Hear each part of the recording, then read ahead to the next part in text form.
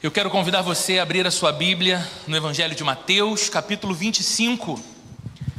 Nós vamos ler o texto que se encontra nesse capítulo a partir do verso 14.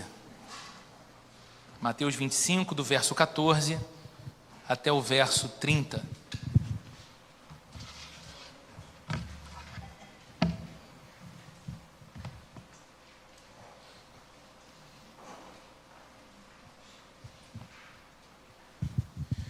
Nós estamos caminhando aqui a cada domingo nessa série chamada Moral da História, refletindo nas parábolas contadas por Jesus aos seus discípulos, aqueles que ouviam as suas pregações, e buscando compreender qual o sentido da história, qual o ensino, o que Jesus estava transmitindo, que fazia todo sentido e trazia toda a relevância para a vida dos discípulos que o ouviam, assim como as nossas vidas hoje, aqui e agora. E hoje nós vamos ler uma parábola conhecida como a parábola dos talentos.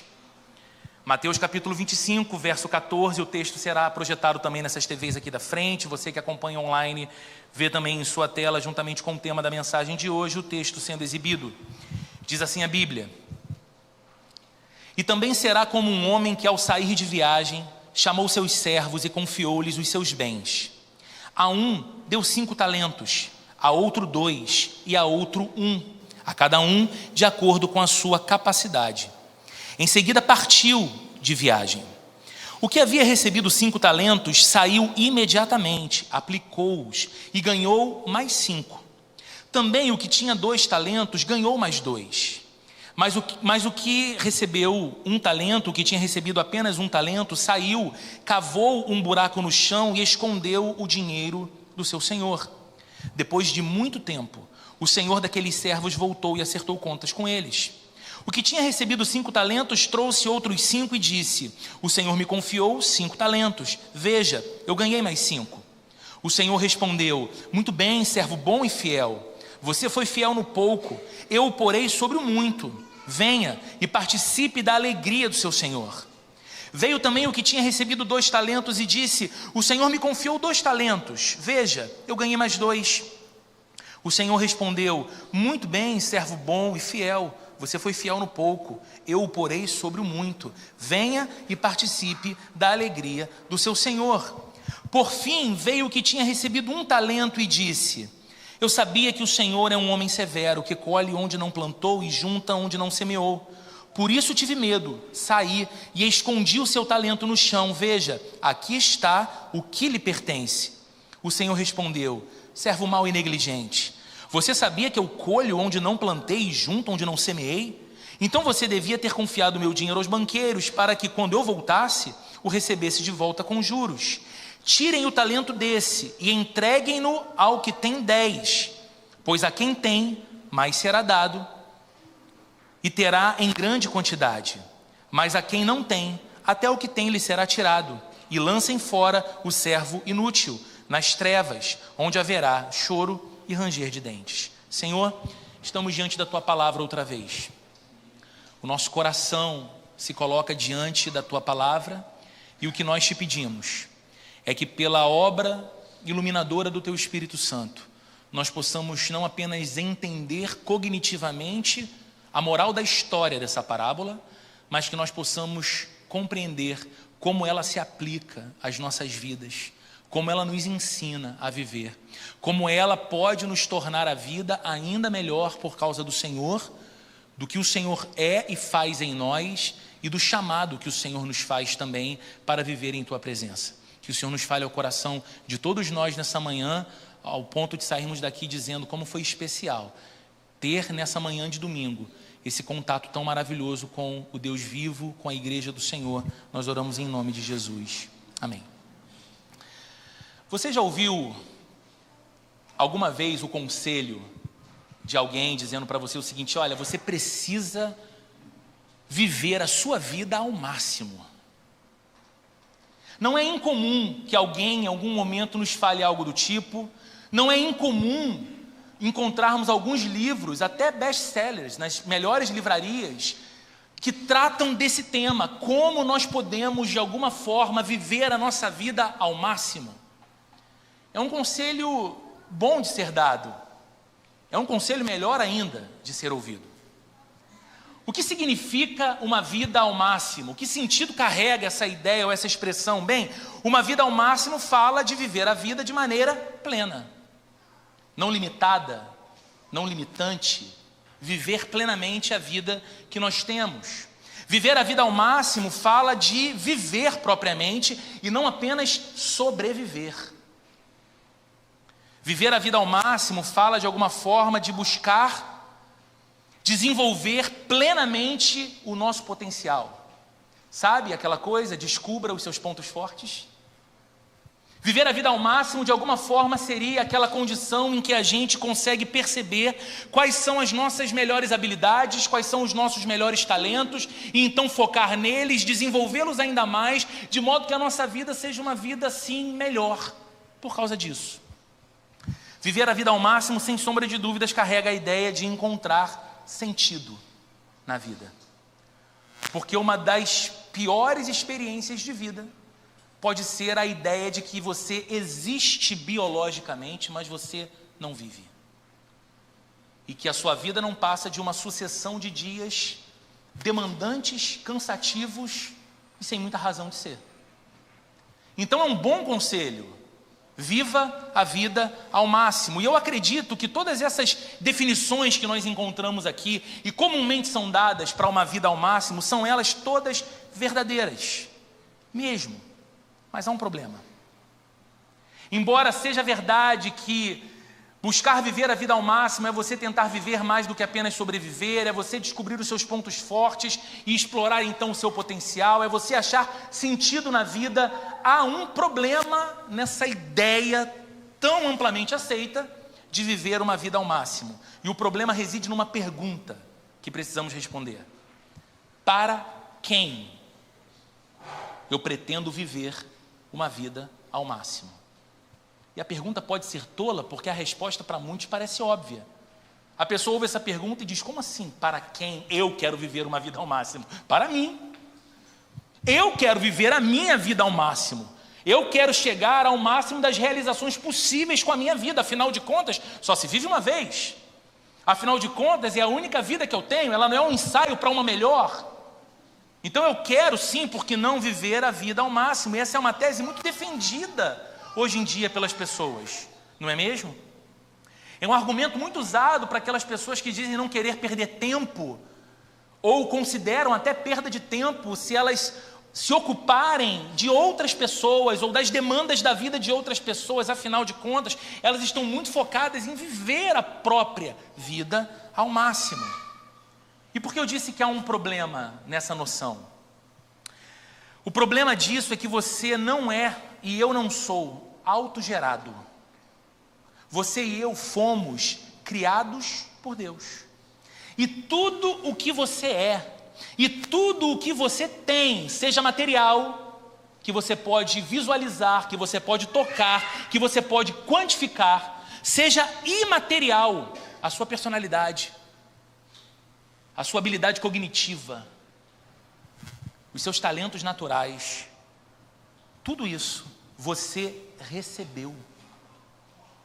Você não gerou. Você não é o criador. No sentido último, nós precisamos entender que somos beneficiários e que Deus é o verdadeiro dono da vida que temos e de tudo que nessa vida desfrutamos. Nós não somos os donos em definitivo, Deus é. Porque não há em nós mesmos o poder de gerar a nossa própria vida.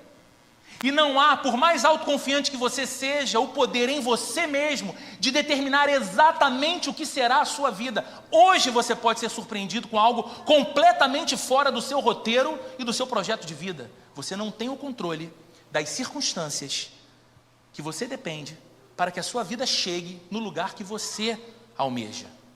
Então, queridos, isso significa que é impossível viver a vida ao máximo se você viver somente para você e não para o Deus que fez você.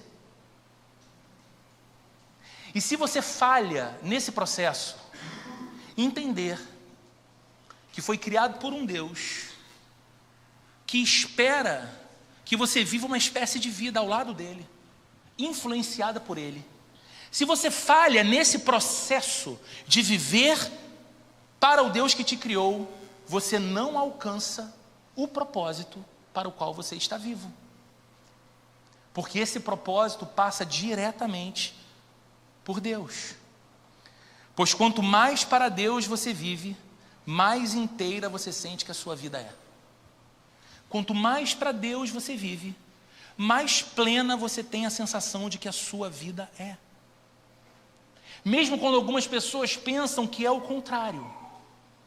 Talvez se eu me dedicar a Deus, se eu me entregar a Deus, se eu me ocupar o pensamento com Deus e o querer de Deus, eu vou viver uma subvida, uma vida que não é minha, não. A sua vida que você chama de sua, você recebeu desse Deus que graciosamente te concedeu.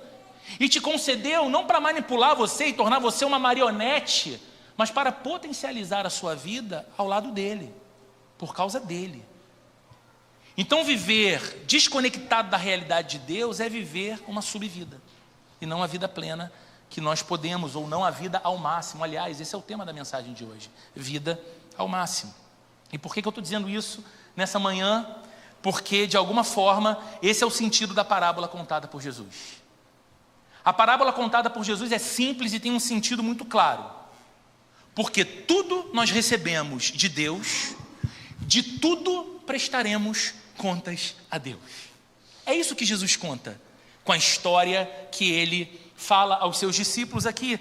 Nessa parábola ele fala a história de um homem rico, aliás, um homem muito rico, que estava prestes a fazer uma viagem e que confiou então os seus bens, confiou a sua riqueza a 3 de seus servos.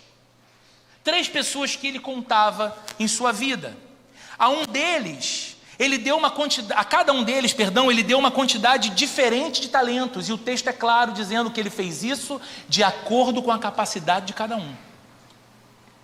Eles receberam talentos diferentes, responsabilidades diferentes, em concordância com a capacidade que cada um tinha.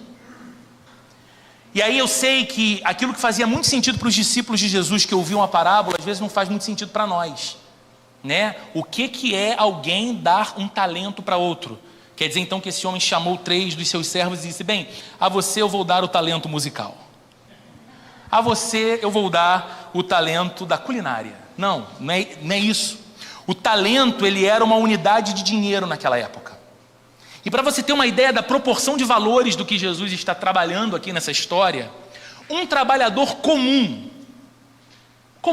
daqueles dias, precisava trabalhar quase 20 anos para poder juntar o valor equivalente a um talento.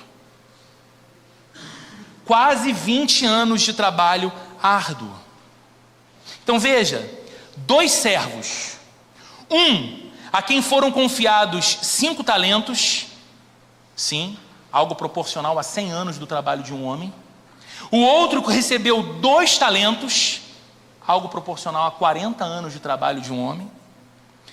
Esses 2 servos fizeram uso daquilo que receberam. Eles receberam, e Jesus conta na história que imediatamente eles foram trabalhar naquilo. Eles foram investir com aquilo e eles multiplicaram os talentos que receberam. O que recebeu 5, quando muito tempo depois o seu senhor voltou de viagem, apresentou os 5 que recebera e outros 5. O que recebeu 2, a mesma coisa. Enquanto o terceiro servo, que recebeu apenas 1 talento, cavou um buraco e escondeu o dinheiro que havia recebido. Nós já vimos aqui que essa também era uma prática muito comum naqueles dias em que as pessoas não confiavam em banco, nem no colchão, para guardar dinheiro. Pessoas tinham o hábito de guardar grandes riquezas enterradas no campo, enterradas na terra. E esse homem olha e fala: bem, aqui tem 20 anos de trabalho que esse senhor me confiou. Eu não sei exatamente como administrar isso aqui. Eu vou abrir um buraco seguro e vou colocar ali dentro. Quando ele voltar, ele vai ter o que é dele, ele vai ter o que ele me entregou. Depois de muito tempo, e essa é uma ênfase que Jesus dá na história, depois de muito tempo o senhor daqueles servos voltou e acertou contas com eles. Ele elogiou os 2 primeiros, que multiplicaram os recursos recebidos, chamou esses servos de fiéis e deu a eles uma recompensa: venham e participem da minha alegria. Venham participar da alegria do Senhor de vocês. Mas ele repreendeu o terceiro servo por sua indolência, por sua falta de ação, por sua negligência com o que havia recebido, e o lançou fora da sua presença. É uma história simples, né? De fácil entendimento.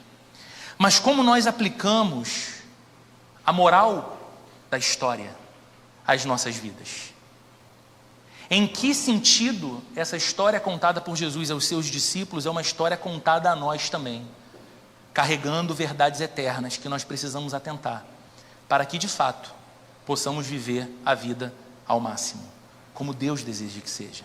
Eu tenho 4 pontos para falar sobre isso nessa manhã. Primeiro, tudo que nós temos, sejam recursos, sejam oportunidades, seja a capacidade de usar essas coisas com proveito, tudo isso pertence a Deus. A primeira coisa clara da história contada por Jesus é que há um Senhor que entrega, que dá nas mãos dos servos os talentos. Então, o que nós temos continua sendo propriedade de Deus. Sabe aquilo que você diz, é meu. E legitimamente você diz, é meu. Antes de ser seu, é de Deus. Sabe quando você fala, essa é a minha vida? Antes de ser sua, ela é a vida de Deus, que Ele confiou a você. Há um compositor e cantor cristão que eu gosto muito, chamado Paulo Nazaré. O Paulo Nazaré, ele tem uma canção chamada Pulmões. Vale muito a pena você ouvir se não conhece. Num determinado trecho da música ele diz: para onde iria eu sem o teu amor? E quem sou eu para questionar, se até o ar que enche os meus pulmões vem de ti e não é meu? Essa é uma informação cheia de verdade que a gente não pode deixar de ponderar nunca. Porque nós vivemos num tempo e numa época de exacerbado individualismo que nos faz acreditar de fato que somos autores do nosso próprio destino, senhores do nosso próprio caminho e donos da nossa própria vida. E eu não estou dizendo que você não deva procurar a parte que te compete na responsabilidade que tem de conduzir a sua vida responsavelmente e não terceirizar a responsabilidade a outros. Não é isso que eu estou dizendo. Eu digo que nós precisamos ser visitados pela consciência inquestionável de que a vida que temos e chamamos de nossa, Deus nos deu graciosamente. Desconsiderar isso nos coloca em sérios problemas, e desconsiderar isso nos coloca debaixo de uma forte pressão. Sabe por quê? Quando eu não acredito e quando eu não vivo a minha vida pautada pela verdade de que a fonte sustentadora da vida e de tudo que a vida depende é Deus e não eu. Quando eu acredito que sou eu que realizo as coisas, que sou eu quem crio as coisas, que sou eu que desenvolvo as habilidades, que sou eu que vou resolver todas as demandas e que em mim mesmo há tudo o que eu necessito para tornar a minha própria vida plena e significativa, eu imponho sobre mim um peso que eu não consigo suportar. A primeira aflição inesperada vai fazer a minha confiança sucumbir. Um diagnóstico médico surpreendente vai acabar com as minhas esperanças. O abandono de alguém que eu jurei que sempre estaria ao meu lado vai acabar com a minha vida. Por quê? Porque eu me deparei com um fato que deveria ser incontestável. Eu não sou o dono de todas as coisas. Eu não sou o senhor de todas as coisas. O próprio ar que enche os meus pulmões, eu recebo graciosamente do Deus que me mantém vivo e que sustenta a minha vida. Há um segundo ponto que essa história nos ajuda a compreender. Deus nos concede dons, talentos e oportunidades conforme a nossa capacidade de fazer uso dessas coisas. A parábola é muito clara. Jesus não diz que um homem chegou e deu 5 talentos para cada um. Foram talentos diferentes, foram valores diferentes, porque eram pessoas diferentes, com habilidades diferentes, em condições diferentes. É por isso que nem todas as pessoas fazem as mesmas coisas. É por isso que nem todas as pessoas têm o mesmo número de oportunidades na vida. É por isso que nem todas as pessoas têm acesso aos mesmos recursos. E você sabe que é assim na prática, com habilidades ou características da personalidade individual de cada um. Você sabe que tem gente que não consegue ver um machucado sangrando. E tem gente que estuda medicina e vai fazer cirurgia. Você sabe que tem gente que não consegue entrar numa sala, num posto de saúde, para vacinar o filho, porque não tem tolerância de ver o filho sofrendo a dor de uma picadinha da agulha. E tem gente que vai para São Januário ver jogo do Vasco. Aguenta qualquer espécie de dor e sofrimento. Tudo que eu posso dizer aos vascaínos, até isso passa. Eu estou num bom momento hoje. Espero continuar. Queira Deus. Mas vamos em frente. Queridos, o que a parábola está dizendo sobre o fato de Deus dar a cada um conforme a sua... Sabe o que ela nos diz? Ela nos diz que no dia da prestação de contas, quando cada ser humano comparecerá diante do Criador da vida, quando cada ser humano comparecerá diante daquele que é o dono de cada aspecto da sua vida, não importará o número de talentos que você recebeu. Você não estará lá diante do Deus doador da vida, comparando a sua vida com a vida do seu pai, do seu melhor amigo, do seu colega de trabalho, da pessoa que mais exerceu influência cultural ou intelectual sobre a sua vida. Não. Naquele dia que você comparecer diante do Senhor da vida, naquele dia que eu comparecer diante do Senhor da vida, apenas uma coisa importará: você foi fiel no uso daquilo que você recebeu? O que o Deus que te criou vai perguntar para você: você viveu ao máximo e multiplicou cada talento que eu confiei a você? Ou você gastou a sua vida tentando viver a vida de outra pessoa? Ou você achou que a sua história era a história de outra pessoa? Ou você fez todo o esforço da sua vida para conquistar a admiração, apreço de gente que não perdeu uma noite de sono por você? Ou você ocupou a sua vida para ganhar dinheiro e depois gastar dinheiro com coisas que impressionariam pessoas que você nem sequer conheceu direito?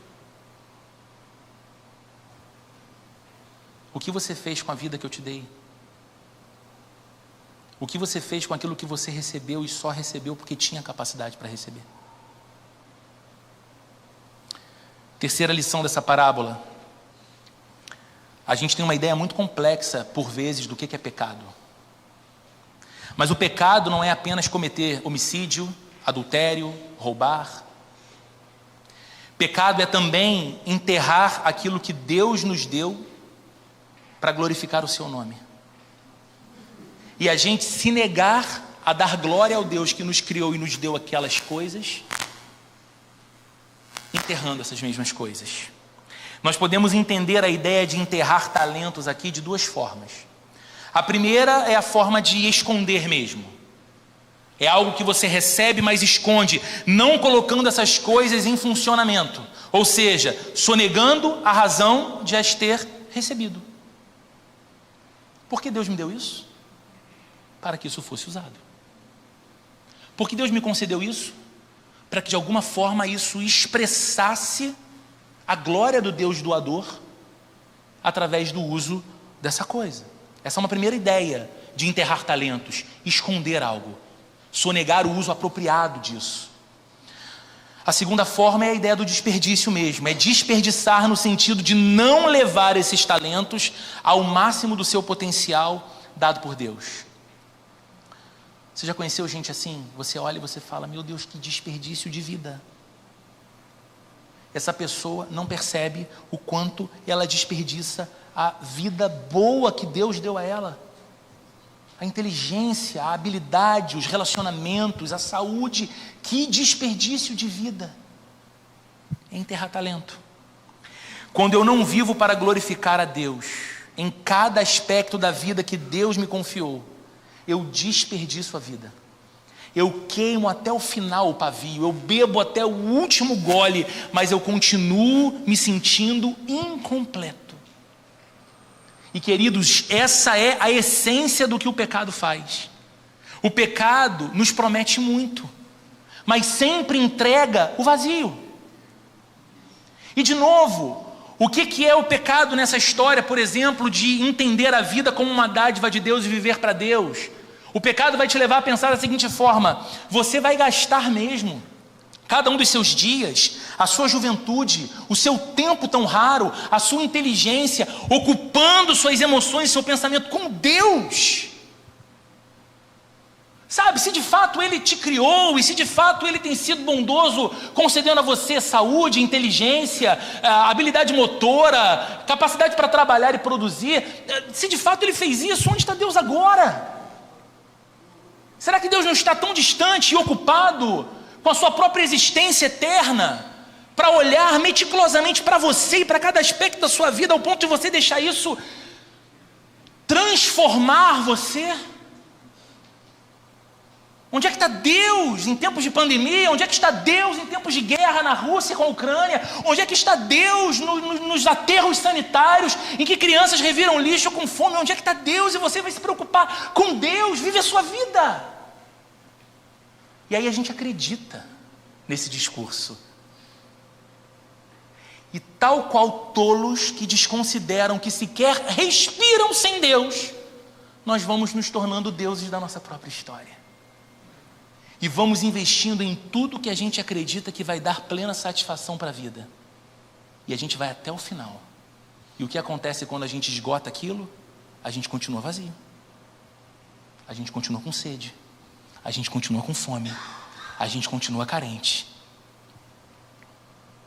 Quarta lição dessa parábola. Nós devemos viver sob a perspectiva da volta de Jesus. A perspectiva da volta do Senhor. Que tema distante dos púlpitos das igrejas no nosso tempo. E que preocupante que isso está distante dos púlpitos das igrejas do nosso tempo. E eu sei que você pode pensar que essa volta ainda levará muito tempo. Ou talvez você pode pensar que está demorando muito para isso acontecer. E você diga, poxa, essa história de que Jesus está voltando tem 2000 anos, né? Entra geração, passa geração, chega geração, e o povo está dizendo, Jesus está voltando, isso está demorando muito. Você pode até pensar nessa demora, mas o fato é que você não sabe quando esse dia chegará para você. Pode ser que de fato você não escute as trombetas soando, nem Jesus regressando em glória nas nuvens do céu. Mas pode ser que inesperadamente a trombeta soe para você, alterando qualquer ideia de projeto que você tinha, mudando o curso de tudo que você pensava, porque simplesmente o dia da sua partida chegou. Você nunca sabe de fato quando será a volta do Senhor para você. Por isso, nós somos chamados a viver aqui e agora, na maior densidade possível, o reino de Deus que será consumado no dia que Cristo voltar, e então será para sempre. É por isso que a gente não desperdiça a vida. É por isso que a gente não enterra talento. É por isso que a gente não deve assumir a tola ideia de que eu vivo para mim mesmo e ponto final. É por isso que nós nos dedicamos a viver para Deus, porque entendemos que quanto mais vivemos para Deus, mais sentimos a nossa vida como nossa. Quanto mais perto de Deus estamos, mais sentimos que a vida pulsa, vibra dentro de nós. Você não gosta de perder tempo. Eu detesto perder tempo. Quem caminha perto de mim sabe que a minha vida, ela é sempre muito pautada quase que por uma noção de urgência. De que a gente não pode ficar perdendo tempo. Porque, como já disse um sábio, quem não sabe quanto tempo tem muito pouco tempo. Agora, pior é você consumir a sua vida rejeitando a fonte da verdadeira vida. Aquele que pode tornar a sua vida de fato melhor, prazerosa, cheia de sentido, cheia de beleza, cheia de encanto, cheia de amor. E como isso funciona na prática? Como é que é tentar viver a maior densidade possível do reino de Deus aqui e agora, não enterrando os talentos? Bem, algumas perguntas nos ajudam a pensar. A sua inteligência e as suas habilidades, elas estão em uso para a glória de Deus? Você é alguém que diz: Deus, o Senhor que me dotou de criatividade, inteligência, habilidades especiais, conte com tudo isso para a tua glória, para o bem que o Senhor quer fazer na vida de outras pessoas. Aqui está a minha vida. A sua saúde física, a sua energia, o seu tempo, que você diz que é tão raro, estão disponíveis para Deus? Estão disponíveis para servir a Deus? Estão disponíveis para o progresso do reino de Deus? Ou você é alguém que todos os dias continua dizendo: mas eu trabalho tanto, eu tenho tantas ocupações, a vida custa tão caro, eu preciso dar tanto para as minhas filhas, eu preciso fazer tanto pelos meus. E você não percebe que se parece com aquele jovem rico que Jesus falou: vem andar comigo. E ele disse: Senhor, deixa primeiro eu ajustar a minha vida, deixa eu resolver as coisas, deixa eu cuidar dos meus. Quando tudo estiver pronto, eu vou e te sigo. Enquanto a hora de Jesus é agora, porque ela não inviabiliza as outras áreas da vida. Dedicar a minha saúde, o meu tempo, a minha inteligência para Deus não torna menos dedicada a minha paternidade, o meu casamento, a minha vida profissional, o meu relacionamento com os meus amigos, a minha vida cidadã, inclusive. Pelo contrário, realça, dá mais sentido cada um desses papéis, porque eu não faço estas coisas ou talvez vivo com Deus. Eu vivo com Deus, e viver com Deus influencia todas as demais coisas para o bem. O seu casamento, ele está intencionalmente voltado para Deus? Você tem a consciência da sua aliança conjugal diante de um Deus de aliança? A sua vocação como pai, a sua vocação como mãe, é dedicada ao Deus que concedeu a você os filhos que você tem? A parábola diz que Deus concedeu a cada um conforme a sua capacidade. Deus deu o filho que você tem. E a pergunta que às vezes muitos pais crentes fazem é uma pergunta equivocada. Às vezes, na angústia paterna, no amor de pai e mãe, eles pensam: meu Deus, será que os meus filhos terão fé? A sua pergunta tinha que ser outra: meu Deus, será que a minha fé terá filhos? Será que a minha fé no Senhor, será que a minha relação com o Senhor, será que o meu amor pelo Senhor vai conquistar o coração dos meus filhos? Uma vez a filha do Dr. Russell Shedd, Dr. Shedd foi um maravilhoso teólogo que serviu no Brasil por décadas e décadas, já falecido há alguns anos. Uma vez numa conversa informal, essa senhora, já uma adulta senhora, disse algo que eu nunca mais esqueci e que me espanta até hoje. ela disse o seguinte: eu sei que o meu pai é pecador, porque a Bíblia diz que todos pecaram, mas eu nunca vi nada na vida do meu pai que apontasse para mim estar diante de um pecador. Eu sou pai. E eu sempre penso, meu Deus, todos os dias eu dou vários motivos para os meus filhos terem a certeza de que o pai deles é um pecador. E eu ouvi de uma senhora falando do seu pai à época com mais de 80 anos. Cresceu naquele lar. Foi filha do que era o Dr. Shedd, um missionário, dizendo: eu nunca vi na vida do papai algo que sinalizasse a presença do pecado. Papai vive para ela, ele estava vivo ainda. Papai vive para a glória de Jesus. O seu dinheiro é o dinheiro de Deus? Os seus recursos estão disponíveis nas mãos do Senhor para a glória dele? Como quem diz: Deus, Davi orou assim, né? Quem sou eu, Senhor, para te dar qualquer coisa? Tudo vem de ti, e das tuas próprias mãos te damos. É assim que você entende as suas posses? Você diz: Senhor, o Senhor me deu, e eu sou um mordomo, eu sou um administrador do que o Senhor me deu, mas é teu, é para a tua glória, está disponível a ti. E se o Senhor pedir de mim que isso seja usado para o bem de alguém, isso será. Se o Senhor pedir de mim que não apenas os meus filhos tão amados recebam uma educação maravilhosa numa das melhores escolas da região que eles moram, mas a filha